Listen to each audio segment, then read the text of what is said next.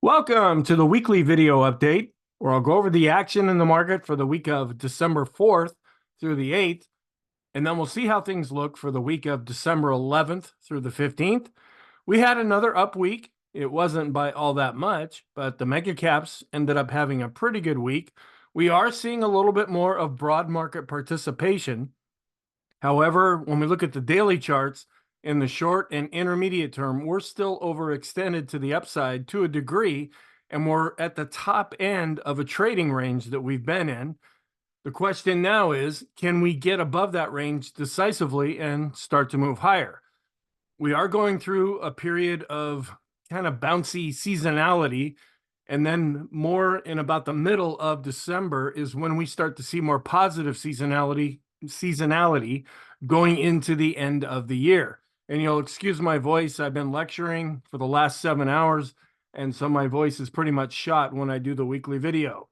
Before I get started, please know that I'm playing around with an idea of trying a new kind of video in 2024. That won't be to replace any current videos. It's an additional video that I might do on an as-needed basis. I'll be posting more about that on the YouTube community page. I've already posted it in the Facebook group, the private Facebook group, but I really didn't get much of a response there. I want to see if anyone has any feedback about this new idea. I wrote this out. It's not a video to explain it, so feel free to look at that and offer any feedback that you may have. Also, a PDF is available for every video that I upload, so you can download and look at the slides. You can look at the charts. Sometimes that's a little easier to view things that way. Every day I do update on the community tab on the YouTube channel. There are pivot points. I post them, the intraday pivot points that only are good for one day, and then I post other pivot points that are good for the whole month. I update that chart to include the latest prices. Also, I do have a private Facebook group, as I mentioned. If you would like to join that, please send me a request. There's not an awful lot of back and forth in the group. Sometimes there is, and it gets going a little bit, and then sometimes it really calms down. I will be going through the poll that was just finished this past week, and I will be posting a new poll as well. And then YouTube comments as well as Rumble comments, I really keep a close watch on those. I want legitimate comments, whether you agree or disagree, whether you concur with the conclusions that I've reached or not, that's fine. It's the spam comments, the crap comments, the comments that don't have anything to do with anything. Those are the ones that I go in and I get rid of them really quickly. Also, I do have another channel on Rumble, and here is the link to that channel. It's also in the description. If you can't find me on YouTube, go over and look for it on Rumble. If you can't find me on Rumble, go ahead and look for me on YouTube. All right, let's talk about what happened. Here are some bullet points. For the week, we were up 0.21%, so not any major gains, but it still ended up being up for the week. We were above average with volume. There was a day or two in there when we dropped below average, but for the most part, we have seen volume starting to pick up. Our technicals are still positive. We're showing some extreme positive readings on the weekly charts that I'll go through. When we look at the daily charts, the short and intermediate term, it could still go further to the upside. But at the same time, we're starting to look overextended. But things are, for the most part, turning more positive. It has to do with inflation, interest rates, growth concerns. The Fed is going to be coming out this week and making their announcement, and then they'll do their statement. And then after that will be the press conference. And the market's really going to be in tune for that. Also, the condition of our trend, we're still weakening. It's starting to turn up a little bit. Now, we are in a full-blown trend on the short term and intermediate term on the daily charts. In fact, in the short term, we're overextended to the upside. We're getting a very high reading where a lot of times we tend to see the trend start to reverse. We're not seeing that yet in the intermediate term, and we haven't yet developed a trend with the weekly charts, at least yet. But we are positive because the green line is still on top. So for the week, the Dow was unchanged. The NASDAQ was up 0.7%. The S&P was up 0.2%. And small caps, we've been waiting for this to see, is the January effect actually going to happen? That usually starts in about the middle of December and then can go well into the new year. Is that going to happen this year? We are really seeing some mixed signals with the small caps right now when we're right at resistance. And we have not been able to break above that. at this point. And I do have a chart to show you of that. So for the week, here's some other bullet points. The major indices or indexes, depending on if you're from the UK or from America, they closed the week with slight gains, even though there was not a lot of conviction. There were times we were really choppy. We would see prices really go up fast and then really come down fast. It usually, if any kind of conviction would develop, it was typically later in the day. And at some point that would produce some selling. Other times that would produce some buying. The S&P did end up closing above 4,600, more of a psychological level. And this did set a new 52-week high. We're just barely above that high that we set on July 31st. The mega caps had a pretty good week, and that is really what's leading the indexes higher. The NASDAQ 100 and the S&P, they have a lot of the stocks that are in the same stocks are in both indexes, and they're both mega caps stocks that are in both. And so when those two indexes do well, that's generally a clue that the mega caps are also doing well. There are some renewed concerns. About a month or so ago, Moody's came out and downgraded the US credit outlook. Well, this past week, they came out and downgraded China's credit outlook. Now, this isn't changing their rating. This is just, hey, we got some concerns here. Where it had been stable in China, now it's going more to negative, and there are some economic issues that we keep an eye on as far as China is concerned, because a lot of S&P 500 companies do business in China. Most of the economic data that came out, it's fitting into this nice little soft landing narrative that the market has developed. Unfortunately, the data that came out later in the week with the weekly jobless claims and the employment report, that came in a bit hot, and that's causing some concern in the market. In Friday's session, we did gap lower. We were able to recapture that, but interest rates went up, the dollar went up, and when we're seeing more economic strength in the market, that's what has a tendency to happen. Was this an anomaly? Is this the start of a trend? This might get in the way of that soft landing scenario that the market has been kind of skating on for the last couple of months. Interest rates and the dollar were both up on the week. And Bitcoin, just to kind of mention that, I'm not active in that market at all, but I watch what's happening there. We did get up over 44,000, at least in Friday's session. I checked right before I started recording, and we're back down into the 43s, but still, that's a pretty good advance. We are keeping an eye on volatility, and we have an average here of the VIX from 1990 to 2020. It's looking like we're in this middle section now where we bounce a little bit before we start to decline. Now, it may not play out this way. This is just historically what has happened, and we can use this as a guide going forward. It doesn't mean that we're going to make decisions based on this, but we can get an idea of what has happened before.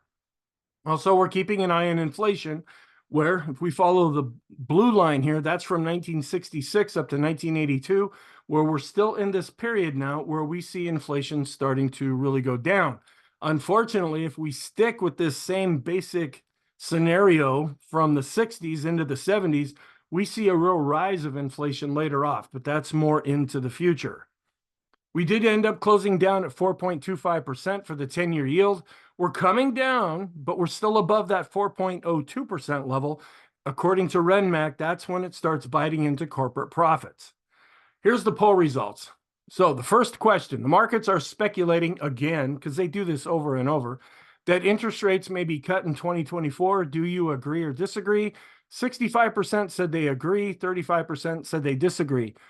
After Friday's session, there had been some probability that they were going to cut rates as soon as March. Well, that's been taken off the table now, and they projected it out, and it's looking like if there are rate cuts going forward, at least how it looks today, is that the cuts may start in May. There's others that are speculating that it may be later on in 2024. The next question, longer term, the S&P remains below a weekly trend line, and we're still below that right now. But do you think by the end of 2023 that we'll be above or below that trend line, and we're split 50-50 across the board? Then, as of Friday, a week ago, December 1st, the market remains positive in spite of being overbought. And we're still dealing with that. It's been really sideways action. We've been chopping around. We go down a little bit or go sideways and work off some of that overbought condition. Then when we have an up day, we come right back into a more overbought condition. So by Friday, December 8th, which is now yesterday, do you feel the market will be higher or lower? Well, we ended up being up on the week, and that's what 47% thought, where 53% thought that we were going to be down on the week. Then seasonally, and I'm going to keep asking this question now until the end of the year, so I hope it's not getting too monotonous here. Seasonality for the rest of 2023 is positive based on the historical averages as well as patterns that we've seen. Do you think that we're going to stick to this pattern or deviate from it? And I kind of added another area here where 63% thought that we will, or think that we will follow historical norms. Nobody thinks if we do deviate from that, it'll be to the upside, where 38% think that if we do deviate, it'll be to the downside. Looking at a few charts here, I update this every week. It really hasn't changed. It's just showing going forward that the revenues that are being projected for the companies continue to go up, and that justifies higher stock prices. Also, looking at the job openings, since we just had a slew of employment information, we're seeing a little bit of a divergence here. The dark blue line is the S&P, and it's been going up. Well, the light blue line, these are the job openings. Now, this is based on earlier data where that has been coming down. Now, the latest jobs report was pretty strong and came in stronger than expected, but something's out of line here. You can see when we go all the way back to 2001 that these lines tend to go with each other and in the same direction. They're starting to get apart from each other. Is that going to mean that the S&P is going to start to come down, or are the job openings going to start to go up for this to get more in line with each other? And then since we had the latest employment report, this is a warning sign. We have a dozen charts that we can look at saying we're going into a recession. We have another dozen charts that we can look at that say we're not going into a recession, but this red line is dropping down below this horizontal red line here. And other times when we have dropped below like we are now, typically that happens before we head into a recession. Looking at FactSet, they did have a couple of blog posts. Their first post was on December 5th. And in the earnings calls, they look for certain words. And this word was AI. And we are seeing a decrease in the number of mentions that they had compared to the previous quarter. It's still really high, but they're just not talking about it as much as they were. And then the other post that they made was on Friday. It says that analysts predict that the S&P 500 will close above 5,000 in 2024. Well, I can predict anything. I think it'll be at 10,000. Yeah, you can say whatever you want, but you can look at their forecasts compared to what actually happened here. And sometimes they're kind of in line with each other. Sometimes they get pretty far apart from each other. Then looking at our charts, here's the intraday chart where we go back to Monday where we gapped lower. And this is where we set almost the low. We came down and tested that low later in the week, but then we were able to bounce up off of that and then chop going into the close. And you can see we were hitting previous highs and really having a hard time really breaking out. Then on Tuesday, we gapped lower again and ended up going up, setting the high for the day and then chopping for the rest of the session. We gapped higher on Wednesday and then spent the rest of the day coming down, back down to this previous low. Then on Thursday, we gapped up again and we chopped around quite a bit, but we were able to get some sort of a gain. And then after the employment report came out, it came in hot. So we had a lower open, but then we saw a lot of buying coming all the way in. We set a high here at R2 and then quickly came right back down. And then later in the day, it looked a little bit more systematic as we were rising, and we ended up closing just a little bit off of the high for the day and for the week. So looking at just the 5 trading days, the indexes, the NASDAQ 100, NASDAQ S&P, they were all up the most, where we had the mid caps being down as well as the NYSE. The small caps ended up being flat when you just take the 5 trading days. Going back to the beginning of the year, we have the NASDAQ 100, NASDAQ, and S&P doing the best, and all of the other indexes are now positive on the year. But when we go back to the all-time high, all of the indexes continue to be negative. The one that's getting closest right now is the NASDAQ 100, followed by the Dow, and the S&P is not too far away either. But all of the other indexes continue to be negative. Looking at the different sectors, we had an up week. We saw energy up the most, even though it was weak on Friday. The tech sector, which has been a good performer, that did fairly well. Financial sector is starting to show some signs of improvement and had an up week, where if we look at on the downside, we have utilities, real estate, and staples. These are more the defensive value type of areas, and they ended up seeing some weakness by the time we closed on Friday. Looking at our relative rotation graph, where energy had been doing well, that's the XLE. It was way up here in the corner, and it's been really showing some weakness. Well, when we look at XLK, which is tech, that's now one of the stronger areas. And believe it or not, XLF, that is financials. They're looking a little bit better too. Where we're seeing the staples, industrials, and real estate still showing some weak. I'm sorry, that's not real estate. That is healthcare showing some more weakness, where we are seeing a bit of an improvement with real estate. And I have to look over here on the side. Staples are okay, what's XLY? It's discretionary. This has been one of the stronger areas in 2023, and now it's starting to show some weakness. That's a little bit of a concern. And utilities are also showing a little bit of an improvement. This goes back 1 year. It takes the ETFs that are attached to all these industry groups on the side and just says, how are they performing over the last year? When we look at the different sectors, we have communication, tech, and discretionary. They were doing the best as far as this week is concerned, but all of the other sectors ended up being down just for the 5 trading days. When we go back to the beginning of the year, we have tech, communication, and discretionary up. All of the other sectors are still negative. And when we go back to the all-time high, okay, this is the wrong chart here. So looking at sentiment, we are still positive when we look at sentiment across the board. We're coming in at 68. When we start to get extreme is when we get above 75. Here's a historical chart.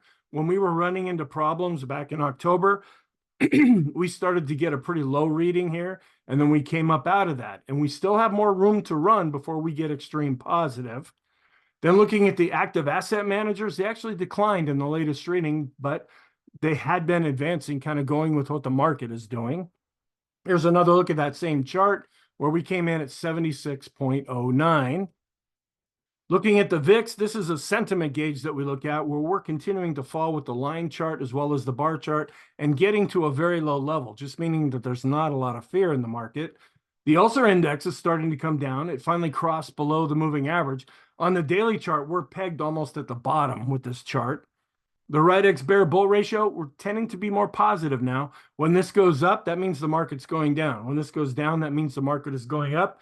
You have a lot of folks that are fairly positive on the market right now, but not necessarily extreme. But this is more positive than what we've seen in over a year. We also had the latest reading from the American Association of Individual Investors. A week ago, they got almost up to this 90 level at the top. I guess that's 30. We did see it come down just a little bit, so we're in more neutral territory. If we look at the red moving average, it is continuing to go up. Then this is another thing that I use as a sentiment gauge. How is cash compared to the tech sector? We're seeing where this black line continues to go down. That means the tech sector is outperforming cash. Here's some economic charts just to go through. We did get the second reading. We did get the second reading for the second estimate for GDP. Okay, let me try that again. We got the second estimate for GDP this past week, and we're coming down a little bit with the GDP now forecast. We're just about in the middle with the consensus, where the consensus is anywhere from about 1.75% up to about 0.75% down. And we're seeing a little bit of an improvement with GDP. Here's what it looks like on the bar chart. We're looking now at the fourth quarter here now. And then looking at the spread between risky and not as risky bonds, this ratio continues to go down. If we were having problems, it would be going up. Then we have the latest reading from the Chicago Fed National Financial Conditions Index. We're declining below the black line. When we get nervous is when we are going up above the black line. This hasn't been updated for a while. This is showing that tightening standards at banks has been lessening slightly. And then we look at the real-time SOM rule recession indicator, where we are going up here, but we're not up to this red line yet. And we look at the smooth U.S. recession probabilities, where this is also going up, but we're not up to this red line, at least yet. Then we look at the Brave Butters Kelly leading index, where it has now been coming down. Keeping an eye on inflation, and we're going to get some inflation numbers this week too. We're going to get CPI, PPI, retail sales coming out in addition to the Fed. And so we're seeing overall where inflation has been coming down more or less. Keeping an eye on the Fed. As of the close on Friday, there is a 98.4% chance that the Fed is going to leave rates unchanged. So it's not what they're going to do that's concerning the markets. It's what are they going to say? And just so you know, if you watch the daily videos for Monday, Tuesday, Wednesday, and then probably into Thursday, I'll be covering these same charts as we go up to that meeting and then conclude with that meeting. Then we can see how this has changed, where this is the current reading in dark blue a day ago, a week ago, and a month ago. And it really hasn't changed that much lately. The market's pretty convinced that the Fed's going to leave rates unchanged at this upcoming meeting. We are seeing the Fed balance sheet continuing to decline. Then on a year-over-year basis, it's also continuing to decline as well. Then looking at the advanced decline line on the weekly chart, we're seeing this pretty positive right now based on price and volume. We're also seeing more new highs than new lows, and we're continuing to go up with our 4-week, but we're starting to roll over with our 10-week, and we're even rolling over a little bit here with the 4-week, but we haven't crossed negative yet. When we look at the advanced decline ratio, this continues to be positive. Accumulation distribution, it's positive on the daily chart, and it's also positive here on the weekly chart. Keeping an eye on trend. We are still below the moving average, but it's trying to turn back up. If we can get above the moving average, that might suggest a longer-term trend is developing. If we cross back above the 20 level, that would mean we are now in a trending environment. We default to the positive side because the green line is on top, even though it has been declining. We also look at the Erin indicator, where it finally crossed back above 0. So this is turning more positive. The mass index is not generating a signal. We look at the daily chart, where we closed just a little bit above this July 31st high. But right now, this red line's been on the chart for a long time. And so this is acting as overhead resistance. We want to know, are we going to be able to break up above this and actually get it? Or are we going to hit this resistance level and start to come down? Or are we going to do what we've been doing for the last couple of weeks and pretty much chop sideways and not really show any commitment? Then looking at the trend channel, we're still above the midpoint. So we have a positive slant longer term going back to 2009. We're also coming back up to this resistance level. We hit that this week. We also hit it last summer, and that ended up being the top. Is that what's going to happen this time? Or are we going to be able to break on through to the other side, to quote Jim Morrison? But on a trending basis, we are still positive. The red line's going up and price is above the moving average. We're also looking positive with our long-term trend. We're actually coming down a little bit with the McClellan oscillator. It had been extreme positive and is starting to drop, even though we had an up week. So this could be working off some of this extreme condition. When we look at the summation index, we are still positive. We're advancing based on price as well as volume, and we're getting a little close to this upper end based on volume. When we look at the Swenlin trading oscillator, we actually declined, and we've been seeing this on the daily charts too. It's been pointing down, and sometimes that indicator actually gives us a heads up. It can be a leading indicator, but there are times when it ends up being a false signal. Is that what's happening here? It's pointed down on the daily charts. It's also pointing down on the weekly charts. But when you look at the bullish percent index, we're just barely getting above the 70 level. We've been going up pretty solid. Even on down days, the BPI continues to go up. That's longer term positive. And when we look at the PMO, we're starting to turn back up on a momentum basis. We're advancing based on price as well as volume. When we look at our studies, we're no longer extreme with the PMOs that are rising. We're also no longer extreme with the buy signals. Now we're starting to get extreme with the PMOs that are above 0. The percent B indicator, which is attached to the Bollinger Bands, we're not getting a reading above or below any of the bands right now. So we can just look at this. Is it above the midpoint? Yes. So that is positive, even though it's rolling over a bit. So looking at momentum, our short-term oscillators are starting to turn back up. We're also seeing a real improvement here with our intermediate-term oscillators. But our long-term oscillators, the Trix and KST, they are starting to turn up, but they haven't crossed their moving averages yet. On the daily charts, we're getting a real mix. We're seeing some that are negative, some that are positive, and some that are just about ready to do something. The Chaikin money flow is finally starting to turn positive. This is suggesting the smart money is coming in and buying. The Chaikin oscillator is also advancing, and we're getting up near this green line, which sometimes is extreme. The force index declined a little bit, but it's still green and positive. We're still advancing with the money flow index, and we're positive with the rate of change since we had an up week. Going back 50 weeks, we're starting to get up to this red line. Sometimes that has marked some kind of a top. Not necessarily that we would stop right here, but when we get above this red line, sometimes that means that we're getting to a point of exhaustion. With the RSI, we are rolling over a bit, but we're still above 50. That's positive. The weekly special K chart is flattening out, but it's still negative, where the daily special K chart is also flattening out and is positive. The Stochk RSI, one of our shorter term indicators, it's still extreme positive. It's been that way for a few weeks. The Williams percent R is also extreme positive. The ultimate oscillator is above 50 and advancing. That's positive. The vortex still has the green line on top, although it is declining. We're seeing a little bit of an improvement with the daily chart. The Kopik curve is positive now and starting to cross above the midpoint. And we're still okay as far as our longer-term moving averages and our longer-term Fibonacci lines. We're well above that. We're coming back and testing this previous high here. Our different charts, we're looking okay on a trending basis with the Heikin Ashi with open candles. We're also positive with the Kegi with a black bar pointing up.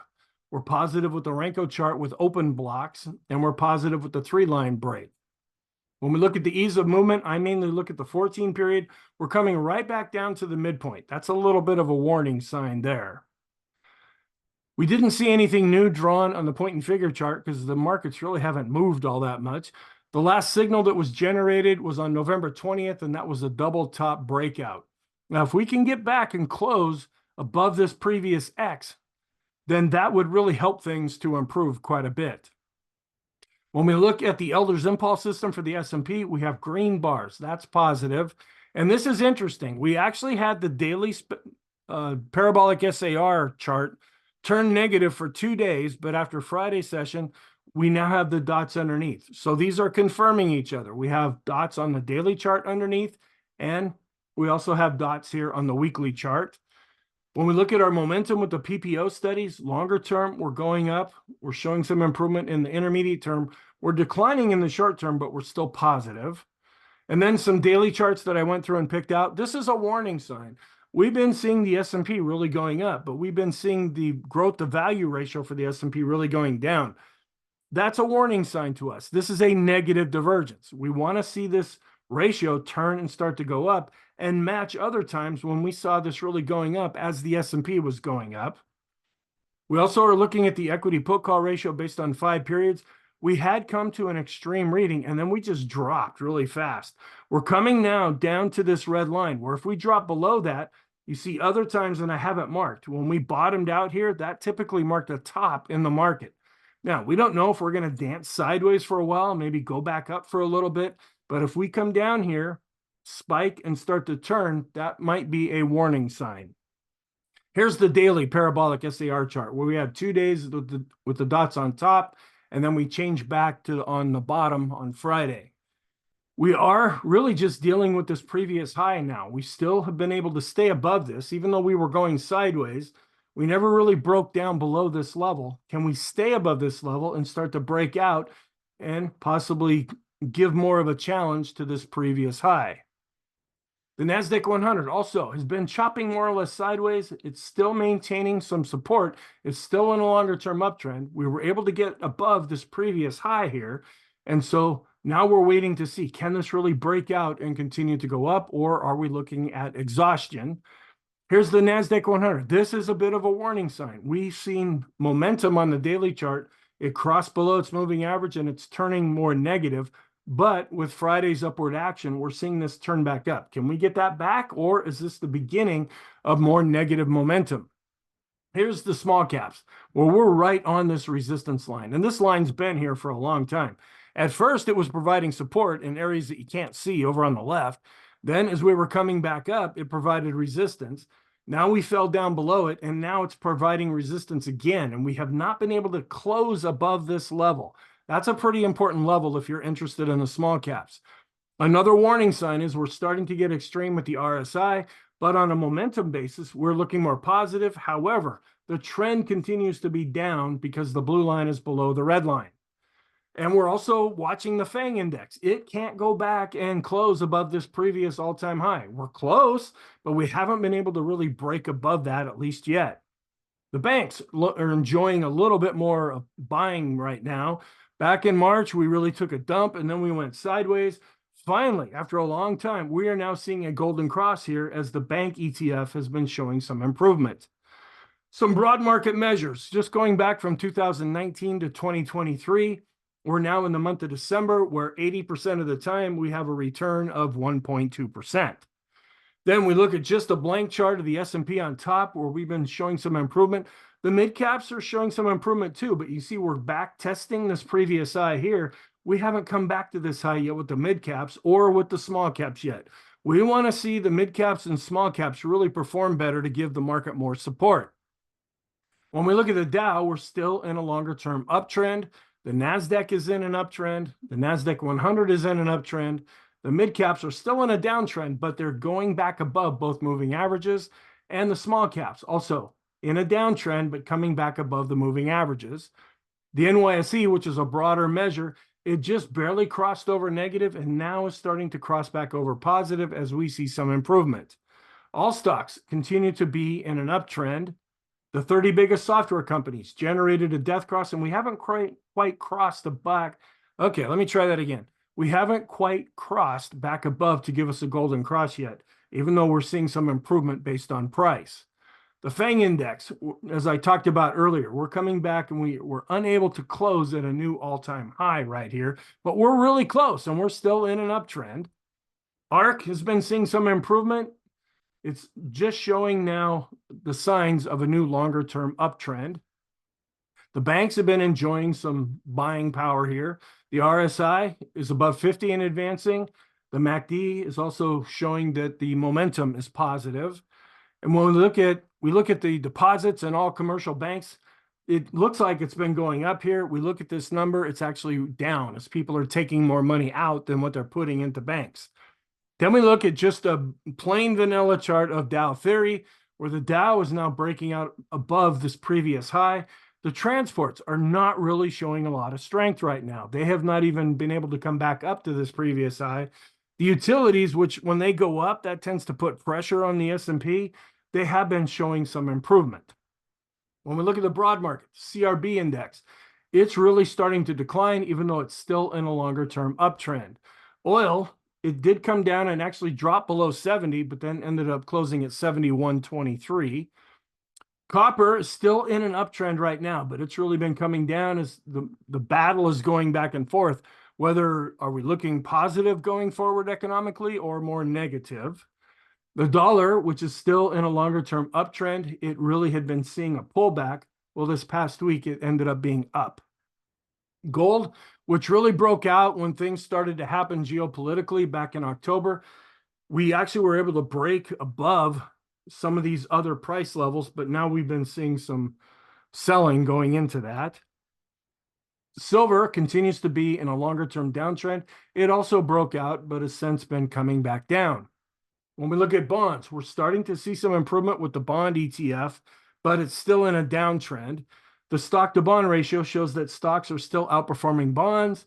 And this is, I've been pointing this out in the daily video. When we take the 1 month yield and subtract the 3 month yield, we're getting a positive result. And that shouldn't be what happens.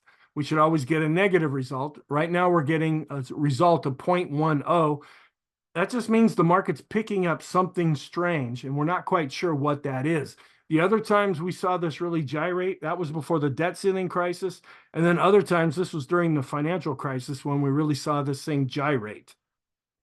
When we look at yields, we are coming down, but over the last couple of days, we saw rates going back up.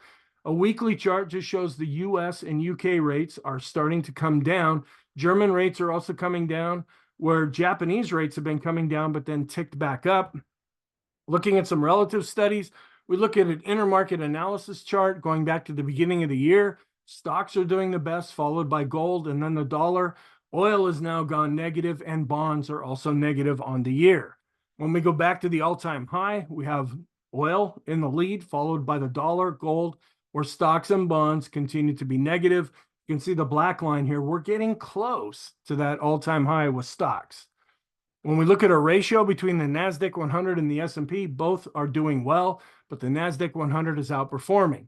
The S&P 100 is back to outperforming the S&P 500. And growth, it's been struggling lately. That other chart that I showed you, we want to see this really going up. And this is going down, even though it's still in a longer-term uptrend. Gold, which was breaking out, has now been seeing a pullback as stocks went up.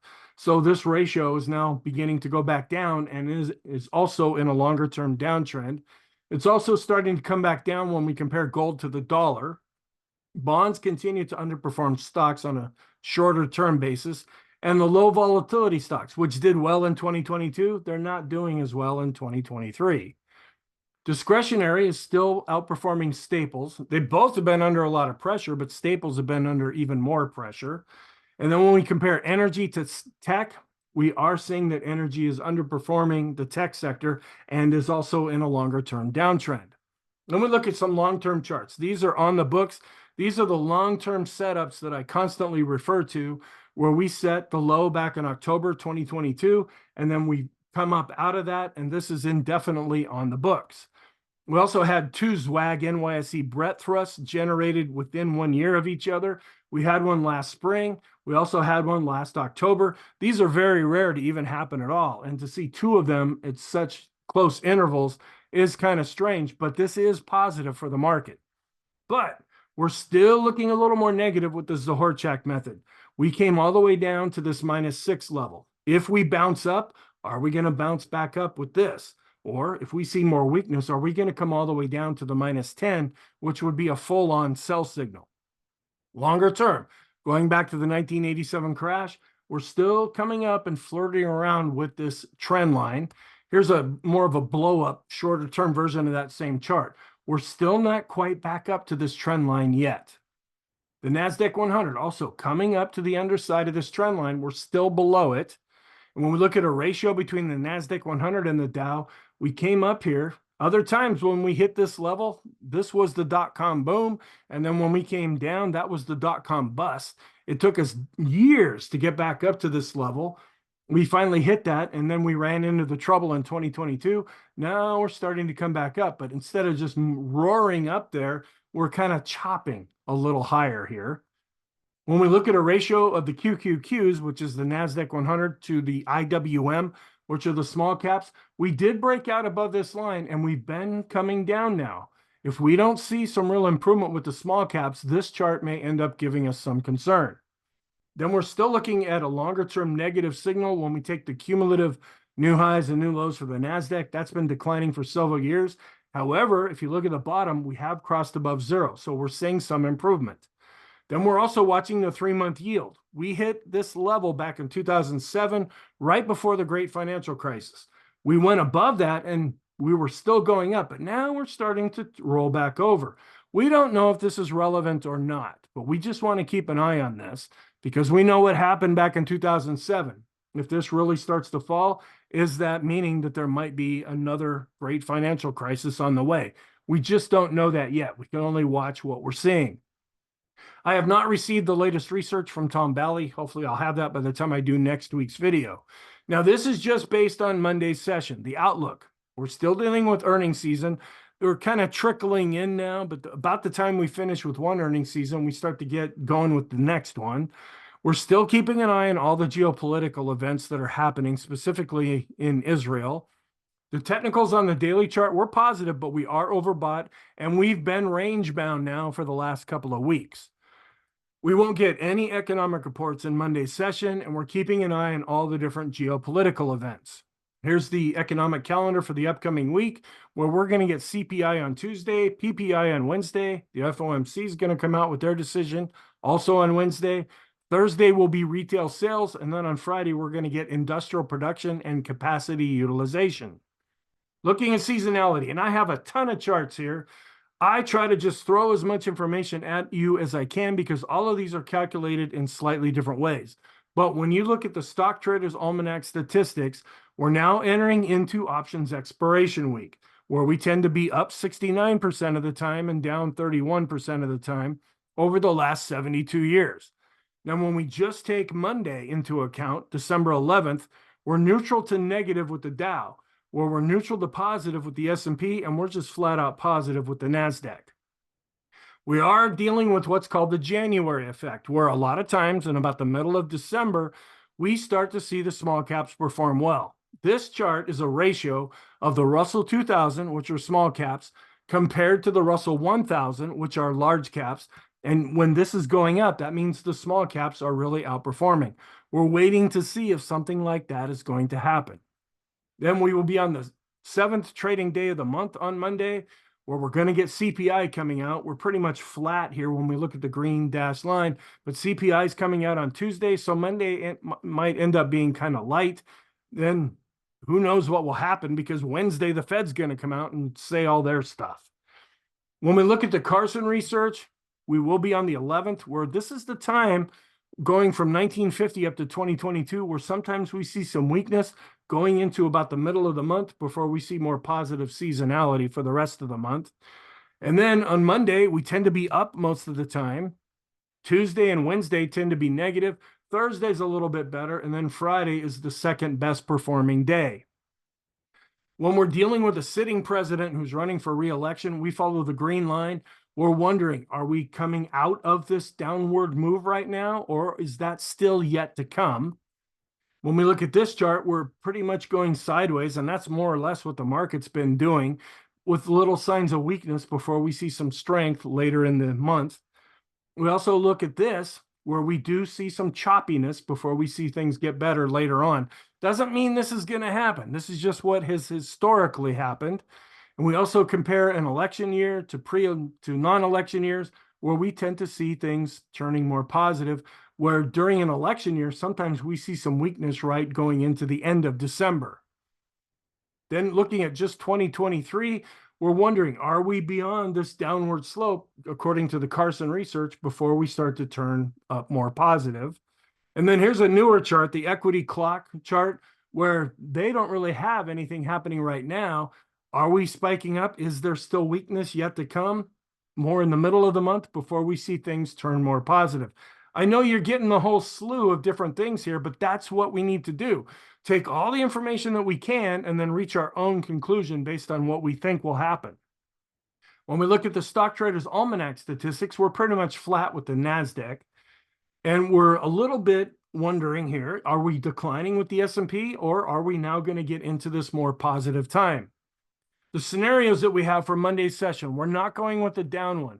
We are overbought and we are range bound, and we may come down and be more in that range after Monday's session, but there's really no evidence that we're really starting to decline yet. There are warning signs, but when we look at all of our charts and take them together, we're still positive. So if anything, that's still the scenario that we're going with.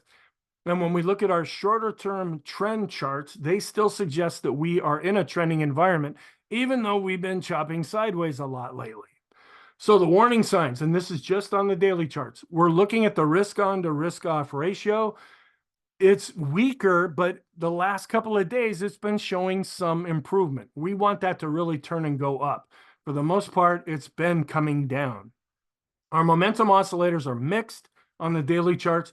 The Copic curve is now negative. The Russell, the small caps, and the mid caps are dealing with downtrends. Longer term, we're still underneath those long-term trend lines that I pointed out for the S&P and the NASDAQ 100. Until we can really break through those, that is still a warning sign to us. The cumulative new highs, new lows for the NASDAQ are still going down in the longer term. And the 3-month yield, it's above where we were back in 2007, but now it's starting to roll over. We don't know if that's a big deal or not. And then earnings season as the results are released. The positive signs, we have the daily special K chart, which is positive. The weekly chart continues to be negative.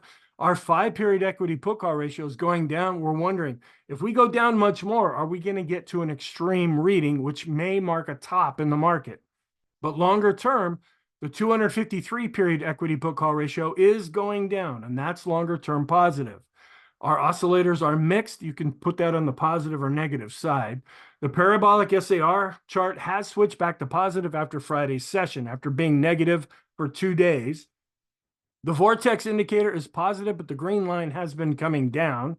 The bullish percent index is above 50. It's not quite an extreme reading yet. It's just barely breaking into that 70 level, but that's just showing internal strength in the S&P.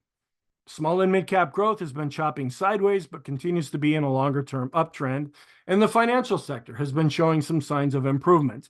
The new high, new low study that I go through, it is positive. We're above zero and we continue to advance. That's longer-term positive. Then longer term, we have 2 ZWAG NYSE breadth thrust signals that have been generated. Seasonally and historically, December is the 3rd best month of the year. November ended up being the best. The longer term seasonality, that's the NYSE breadth thrust, the ZWAG, and all that stuff. Those are still in the background. And the S&P is still above the downtrend channel upper line. I'll show that in the deep dive video. So our conclusion, just for Monday, we're positive, but we're overbought, and we continue to be range bound. We can say that same thing in the short and intermediate term, where we are still positive in the long term because we're above the 200-day simple moving average. Thank you. I really hope you found this helpful. I will be preparing the intermarket analysis video as well as the deep dive video after this. I hope you have a really good weekend, and I will talk to you in the next video.